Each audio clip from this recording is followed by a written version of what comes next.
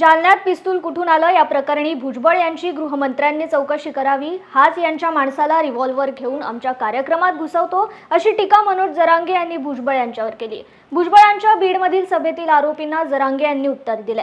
ते बधीर झाले, त्याला उत्तर देण्याची गरज नाही, तो गरीब ओबीसी आणि मराठा बांधवांमध्ये भांडण लावून राजकारण करतोय असा आरोप जरांगे यांनी माध्यमांशी बोलताना केलाय।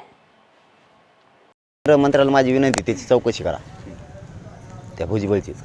याला कसं काय माहीत होतं? ह्यो तर आमच्या त्यांच्या लोकाला घेऊन देत नाही, आमच्याच्यात घुसवीत नाही। ह्योच बहुतेक त्याच्याच लोकाला घेऊन देतो आणि आमच्यात घुसवतो आणि मराठ्याने केला म्हणतो।